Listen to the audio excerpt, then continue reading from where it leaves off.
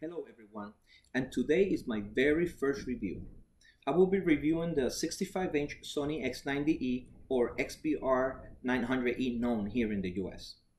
First, let's go with the design. The TV has a very minimalist design with no shiny frames in front or overall glossy look that distracts the viewer from the excellent picture quality that is displayed. It still kept the bottom LED lights with the logo so it can be recognized when it's on or off. But if you don't want to have it on, then you could turn it off or set it as to only light up when the buttons are pressed. The TV is a slight thicker than most slim TVs, about 2.2 inches, because of its full array LED lights in the back panel. So it will protuberate a little bit when you wall hang it, but nothing to really make a fuss about it. It weighs about 670 pounds, which is lighter than my other one that its whole backplate is metal. The control is traditional and its operating system, Android 6.0, makes it kind of worse to navigate, but the buttons feel very good and the soft feel in them. The only downside would be the missing track mouse pointer that LG has with them, because it's an obvious advantage.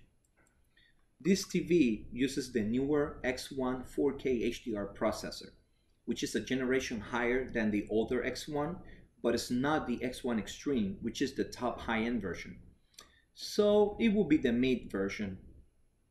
The TV has four 2.0A Hdmi inputs, but only inputs 2 and 3 support full bandwidth for ultra deep color and chroma subsampling 422 or 444. It's native 120 Hz for those that want to use it as a PC monitor and for gaming, but you will have to manually add it in the advanced features of the display in your PC. Now for the picture quality. This TV has excellent picture quality. Its top-of-the-line picture quality has very deep blacks with over 5400 to 1 or 6000 to 1 with local dimming on, which is very good for having only around 20 zones. The lag input is about 31 milliseconds, which is good for gamers, but we still hope that in future updates, Sony is able to push it down further. Hdr Brightness goes up to 900 nits in test, but I have read in other websites that it has gone even higher, up to 1000 nits. HDR movies, games, and videos are a delight for viewing in this TV with its high color accuracy and lifelike images. The Sony X900E out-of-a-box calibration was not bad. It was okay, but it needed further improvements. As you can see here, the original measurements of the TV were off, but not to a high extent. The luminance was off a little and gamma was about 2.3. Still good, but in my darkroom environment, I wanted it to be at 2.4. The colors were off mostly, the blue luminance was high, and the red was low. Green was good, but you really don't touch green at all, or don't want to. Color temperature was way off at over 8000 kelvins, and to have the correct color calibration, it was needed to get this in line, or as close to D65 to have the correct white point. As you can see in the CIE, the white point was too close to the blue color and it needed to be where the delta white point is circled at D65 to calibrate better, and you could see all colors were starting from that white point at the time. After calibration, you can see in the CIE diagram that the colors are coming from the D65 white point center and are more accurate and would show a more gradient color accuracy. The temperature, color are more warmer and very close to the D65. Luminance is right along the lines. Gamma is at 2.4.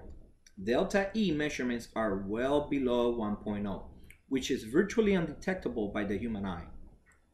And the colors are in the same line, uniform together.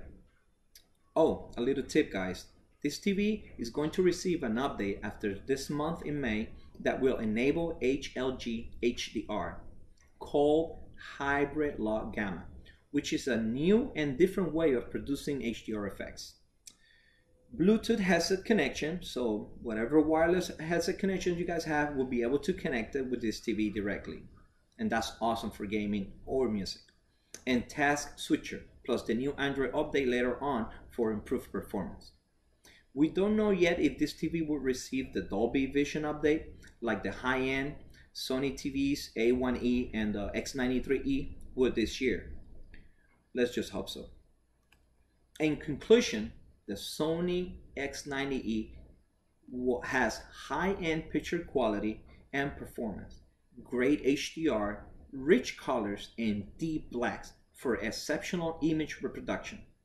It's great for gaming and as a PC monitor, but it's missing the mouse pointer controller ability like LG TVs have, and side viewing angle is not that great. I would definitely recommend this mid to high-end TV to customers and consumers and gamers, since it has the best of both worlds in a very reasonable price. So thank you guys for seeing this video, and see you soon.